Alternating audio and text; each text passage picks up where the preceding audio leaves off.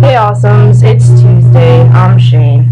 I picked the topic this week, and it's based on your presentation. What do people assume about your sexual orientation or gender? For the most part, I would say that people will think that I'm a dude, which is pretty awesome, because I pass,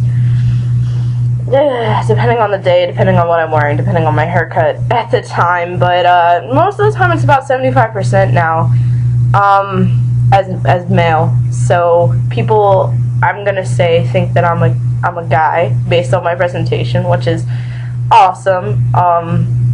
And if they don't assume I'm a guy, they assume that I'm a lesbian. There's never any time, any place that people think that I'm interested in a straight girl, interested in men, which makes things a lot easier, I guess. I don't really have to explain things unless they start calling me lesbian and she, then I do have to explain things, but for the most part, they usually assume that I'm male and or a lesbian.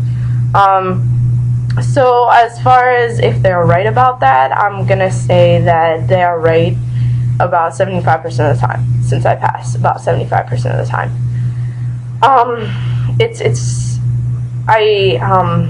It's hard to know when to correct people if they say something and you're like, well, actually, or just let it go. I usually determine whether or not to correct people on if I'm gonna see them again, if they matter, but yeah, it's difficult, but I was just interested to see what everybody else said about this.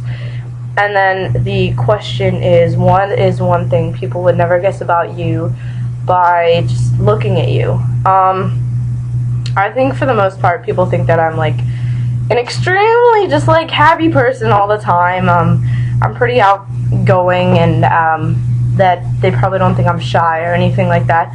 And I'm not really shy, but what people wouldn't really know is that I've struggled with depression a long time. I started therapy when I was 14 years old, so 5 years ago I started therapy, and I don't think people know that about me at all.